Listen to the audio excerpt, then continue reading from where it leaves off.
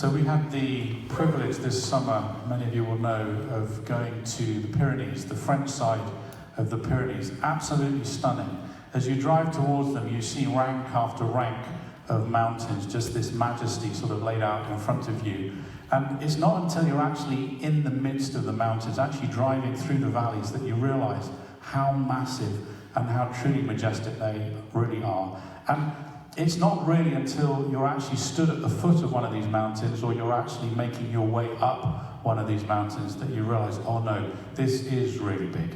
I mean, this is bigger than it looked like from a distance. And you have this moment of choice of like, do you press into the majesty? Do you keep going?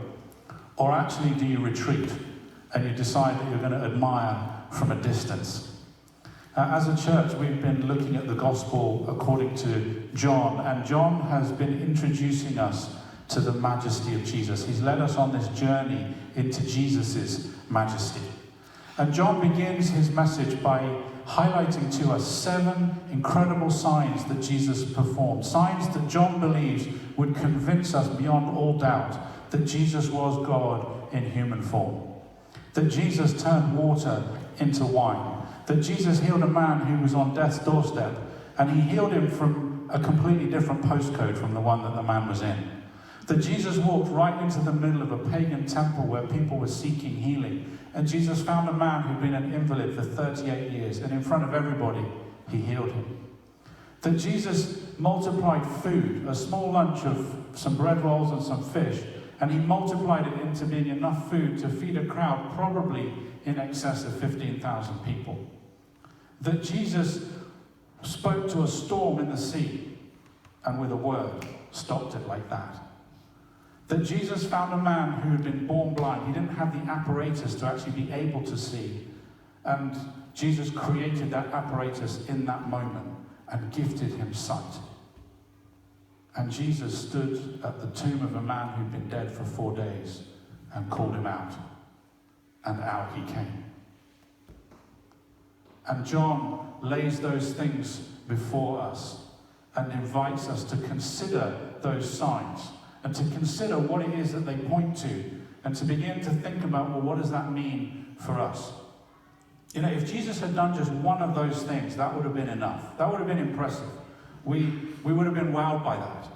But he did another and another and another. And those are only just 7 of the incredible miracles that Jesus performed. There are others that John tells us he didn't have room to put into his account of the life of Jesus. And then John says to us, he reports to us Jesus' words that he has revealed his glory to his disciples, but he's going to be glorified. That Jesus, what he's shown so far is amazing, but there's a measure of amazing that he is heading into, that the disciples are going to see, that is going to put what he's shown them so far in, it's going to kind of redefine for them what amazing is. Jesus says that he's going to receive all of the glory that he had to lay aside when he stepped out of heaven. And he's going to take that back, and he's going to receive even more glory than that, and the disciples will see that. And John says that Jesus invites his disciples to follow him on that road into glory, to follow him on that road into his majesty. And so the question that John lays before all of us in sharing this account of the life of Jesus is, what choice will we make when we see his majesty? Will we press in to the majesty of Jesus, or will we make a choice to stand back and look at it from a distance? So we're working our way through the Gospel of John. We have reached chapter 18. And so Rich and Beth are going to come and read to us the next section of John as we are on this journey into majesty.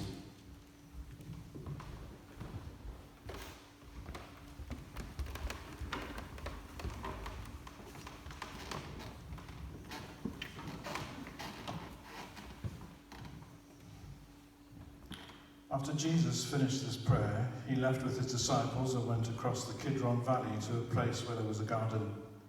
Judas the traitor knew where this place was, for Jesus had gone there often with his disciples.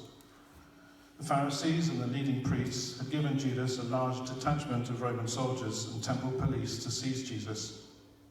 Judas guided them to the garden, all of them carrying torches and lanterns and armed with swords and spears. Jesus, knowing full well what was about to happen, went out to the garden entrance to meet them. Stepping forward, he asked, "Who are you looking for?" "Jesus of Nazareth," they replied. Now Judas, the traitor, was among them. He replied, "I am he." And the moment Jesus spoke the words, "I am he," the mob fell backward to the ground. So, once more, Jesus asked them, "Who are you looking for?" As they stood up, they answered, "Jesus of Nazareth." Jesus replied, "I told you that I am the one you're looking for, so if you want me, let these men go home." He said this to fulfill the prophecy he had spoken, "Father, not one of those you have given me has been lost." Suddenly Peter took out his sword and struck the high priest's servant, slashing off his right ear. The servant's name was Malchus. Jesus ordered Peter, "Put your sword away. Do you really think I will avoid the suffering which my Father has assigned to me?" Then the soldiers and their captain, along with the Jewish officers, seized Jesus and tied him up. They took him first to Annas, as he was the father-in-law of Caiaphas, the high priest that year. Caiaphas was the one who had persuaded the Jewish leaders that it would be better off to have one person die for the sake of the people. Peter and another disciple followed along behind them as they took Jesus to the courtyard of Annas' palace. Since the other disciple was well known to the high priest, he entered in, but Peter was left standing outside by the gate. Then the other disciple came back out to the servant girl who was guarding the gate and convinced her to allow Peter inside. As he passed inside, the young servant girl guarding the gate took a look at Peter and said to him, "Aren't you one of his disciples?" Now, because it was cold, the soldiers and the guards made a charcoal fire and were standing around it to keep it warm. So Peter huddled there with them around the fire. The high priest interrogated Jesus concerning his disciples and his teachings. Jesus answered Annas' questions by saying, "I have said nothing in secret. At all times I have taught openly and publicly in a synagogue, in the temple courts, and wherever the people assembled. Why would you ask me for evidence to condemn me? Are those who have heard what I've taught, they can tell you." Then, just as the guards standing near Jesus punched him in the face and his fist and said, "How dare you answer the high priest like that?" Jesus replied, "If my words are evil, then prove it. But if I haven't broken any laws, then why would you hit me?" Then Annas sent Jesus, still tied up, across the way to the high priest Caiaphas. Meanwhile, Peter was still standing in the courtyard by the fire, and one of the guards standing there said to him, "Aren't you one of his disciples? I know you are." Peter swore and said, "I'm not his disciple." But one of the servants of the high priest, a relative of the man whose ear Peter had cut off, looked at him and said, "Wait, didn't I see you out there in the garden with Jesus?" Then Peter denied it the third time and said, "No." And at the very same moment, a rooster crowed nearby. Before dawn, they took Jesus from his trial before Caiaphas to the Roman governor's palace. Now the Jews refused to go into the Roman governor's residence to avoid ceremonial defilement before eating the Passover meal. So Pilate came outside where they waited and asked them pointedly, "Tell me, what exactly is the accusation that you bring against this man? What has he done?" They answered, "We wouldn't be coming here to hand over this criminal to you if he wasn't guilty of some wrongdoing." Pilate said, "Very well, then you take him yourselves and go pass judgment to him according to the Jewish laws." But the Jewish leaders complained and said, "We don't have legal authority to put anyone to death. You should have him crucified." This was to fulfill the words of Jesus when he predicted the manner of his death, that he would die. Upon hearing this, Pilate went back into the palace and summoned Jesus. Looking him over, Pilate asked him, "Are you really the king of the Jews?" Jesus replied, "Are you asking because you really want to know, or are you only asking this because others have said it about me?" Pilate responded, "Only a Jew would care about this. Do I look like a Jew?" It's your own people and your religious leaders that have handed you over to me. So tell me, Jesus, what have you done wrong?" Jesus looked at Pilate and said, "The royal power of my kingdom realm doesn't come from this world. If it did, then my followers would be fighting to the end to defend me from the Jewish leaders. My kingdom realm authority is not from this realm." Then Pilate responded, "Oh, so then you are a king?" "You're right," Jesus said. "I was born a king, and I've come into this world to prove what truth really is, that everyone who loves the truth will receive my words." Peter looked at Jesus and said, "What is truth?" As silence filled the room, Pilate went back to where the Jewish leaders were waiting and said to them, "He isn't guilty. I couldn't even find one fault with him. Now you do know that we have a custom that I release one prisoner every year at Passover. Shall I release your king, the King of the Jews?" They shouted out over and over, "No, not him. Give us Barabbas." Now Barabbas was a robber and a troublemaker. Good job. Just for those of you who might be watching this on a recording, the whistles are the kids' ministry, and it's part of their lesson today. So that's what happens when you give a group of kids each a whistle.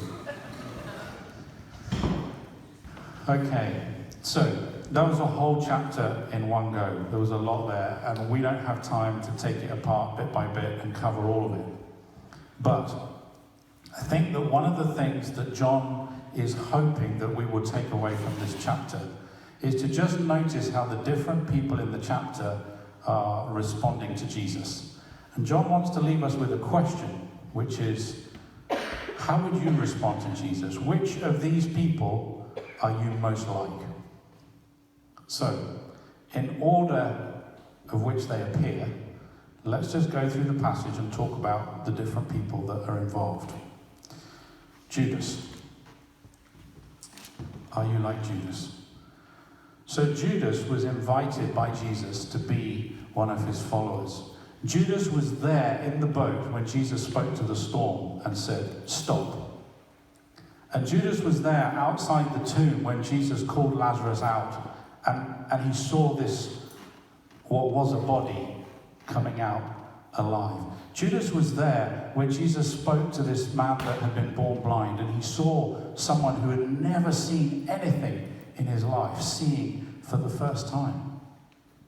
Judas was there when Jesus multiplied the food. He saw these incredible signs that Jesus had performed and more. And no doubt Judas gained a bit of kudos from being part of Jesus' inner circle. You know, when the crowds were there and it was all wonderful, people would look up to him and be like, "Oh, you're one of the team." And that made Judas look good. And so he was really happy with that. And he was given spiritual gifts by Jesus. He was sent on mission by Jesus. And so Judas was willing to be a part of everything that Jesus was doing. And yet at the same time, when it came to it, he sold Jesus out for cash. He was willing to take. And his relationship with Jesus wasn't about friendship or loyalty. It was all about what he stood to gain from it. And that's the challenge that is laid before us of, well, what's the quality of our relationship with Jesus? Are we pursuing Jesus for our own benefit? And if so, then when that benefit seems to come to an end, what will our response to Jesus be? Will we do what Judas did? Will we jump ship? Will we go and find something else that benefits us more? Then there's the soldiers. At least 200 of them, a SWAT team. These are professional killers. So 200 Roman soldiers, and their ranks then swelled by the local militia, the temple police. So the authorities weren't taking any chances trying to get Jesus arrested. And so you've got this company of men in front of him, and when Jesus announces who he is to that group of men, every single one of them is poleaxed to the floor.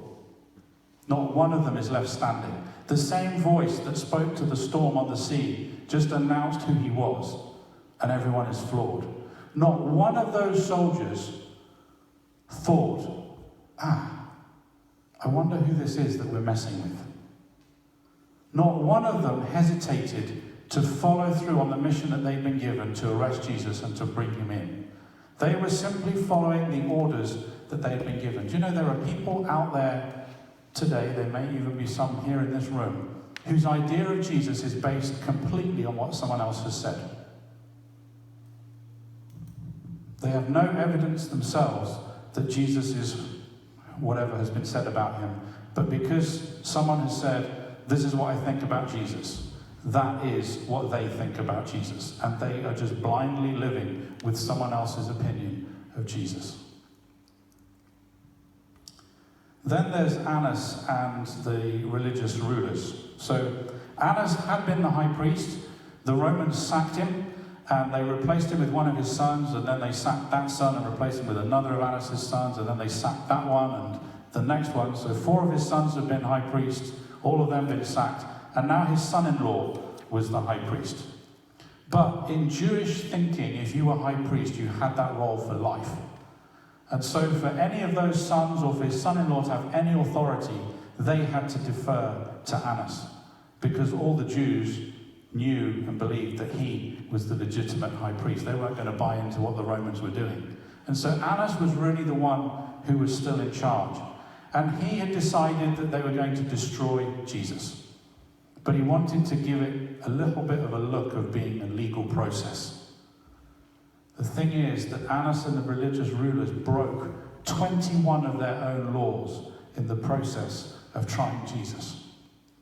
It was illegal for them to conduct a trial during a religious festival. It was illegal for them to conduct a trial at night. It was illegal to hit someone who was being charged with something until they had been found guilty and sentence had been passed. If you passed a death sentence, you had to leave 24 hours cooling off period. Those are just 4 of the laws that Annas and the other officials broke in the process of trying to legally get Jesus charged and crucified. And like I just said, it wasn't just that they were after. They were determined that Jesus had to be crucified. I mean, they could have just slipped a knife in his back in the garden. They had 200 plus men to do that. They could have stoned him and said to the Romans, oh, it's a group of religious vigilantes, they just got a bit out of control. No, they wanted him crucified. And the reason for that is that in the Jewish scriptures it says that anyone who is crucified is cursed by God. Annas and the religious authorities wanted to make sure that not only was Jesus destroyed, but that his memory would forever be that God had cursed him. And there are people out there who have decided they want nothing to do with Jesus and are against everything that Jesus is for and against everyone who stands with Jesus. And they will do whatever it takes to try to bring an end to the good that Jesus is unfolding on the face of the earth. Then there's Peter, the disciple with the big mouth. The one who said things and then when it came to following through on what he said was often found short. So Peter was the disciple who said to Jesus, the others of them may run away and leave you, but I will never leave you. He was the one who said to Jesus, I will die for you if that's what it takes. And yet here he is now confronted with a scenario where Jesus is arrested. He potentially is in trouble because he took a sword out and had a chop at someone and missed. Well, he missed the important bit. He just got the ear. So when it comes to his faith and his love and his relationship for Jesus being tested, Peter chooses to blend in rather than to be shown for who he really is. Yes, I'm one of Jesus' disciples. I love him with all my heart. No, he wasn't willing to do that. He loved Jesus, but to a point. And when that point was reached, he would rather deny and hide and evade and run. And the question is, Are we like Peter? Do we find ourselves in situations where we would rather blend in than be honest and say, I am a follower of Jesus, and because of that, this is not okay? I'm a follower of Jesus and I'm not embarrassed by that. He's my king. I love him dearly. Then there's Pilate. Pilate really wanted nothing to do with Jesus. He wasn't interested. I mean, Jesus was just a pain in the backside to him. He knew all about Jesus. His spies and informers would have kept him well up to speed. But when he had a moment, just him and Jesus together, where he could ask whatever he wanted, and Jesus started to engage with him, Jesus said to Pilate, he said, I have come into this world. I have come from another world. I've come from heaven to bring truth to the world. And so if you want to know what the truth is, here I am. And Pilate's response was, what is truth? See, Pilate believed that Jesus could have his truth and he had his own truth. And he wasn't interested in Jesus' truth unless it caused a problem to his. It's like, I've got my truth, I'm happy with the way that I'm living, I'm happy with what I believe. You believe that, but just so long as it doesn't affect me, then we're good. And last of all, there's John, the disciple that Jesus loved. So John managed to get into the high priest's palace, and he managed to get Peter in as well.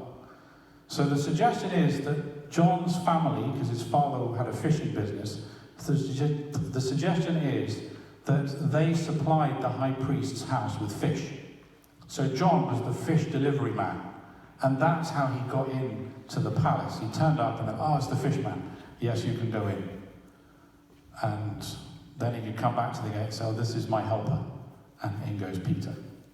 So John is present, and he's watching what is happening. He's listening to what is being said to Jesus. He is present, absorbing all of it. And in this moment where it looks like everything that he was hoping for is falling apart, and the person that he most loves is in grave danger, John is doing the best that he can to stay close to Jesus. And so the question is, who would you most be like? Judas, who's in it for what he can get out of it. The soldiers, whose idea of Jesus is based on what someone else has said. Annas, the religious leaders, who are determined to destroy Jesus. Peter, who loves Jesus, but to a point. Pilate, who's happy for Jesus to have his truth, but he has his own, and that's what he's living for. Or John, who, when life is hard, when there is danger, as best that he can, he's trying to stay close to Jesus. He has lots of questions, I'm sure. He has no idea how this is going to work out, but he knows that he needs to be with Jesus.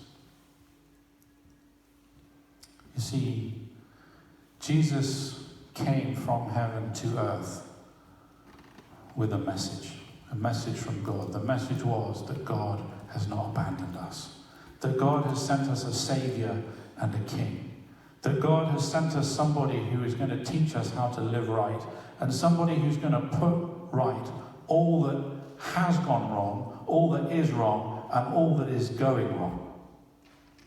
And the good news is that that Savior and that King is Jesus.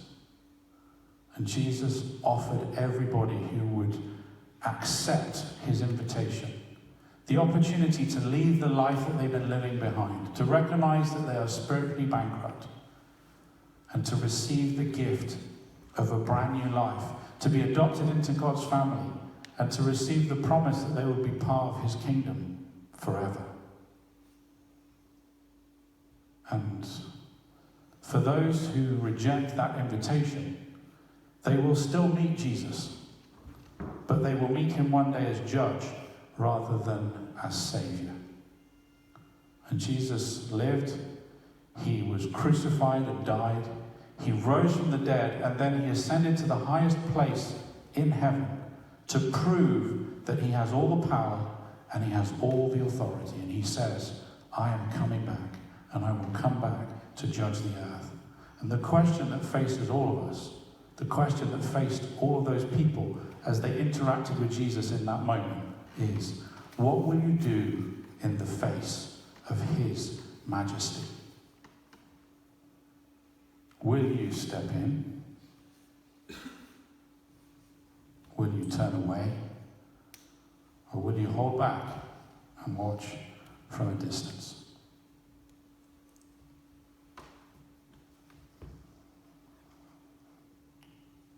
So, the application. Part of the application is what we've just done. Disciples of Jesus devote themselves to the scriptures, and so we together are learning what that looks like. We're working our way through John's gospel, so you can, I've done that bit, because we're doing it together. Part of the application is to take that question home with you, and in a moment, just you and Jesus, to be honest. The wonderful thing is that Peter loved Jesus to a point, but he grew, and he became somebody who loved Jesus to the very end. You don't have to stay in the place that you are. My guess is that some of the other disciples probably started out like Judas. They were in it for what they could get out of it. But along the way, something changed. And then they were all in to the very end. Some of the religious leaders, we find out later in the book of Acts, realized that they'd made a horrible, horrible mistake. And they became followers of Jesus. So it is possible to change. And part of the application is to work that through with Jesus. And to ask him to change you in your heart if that's what you need.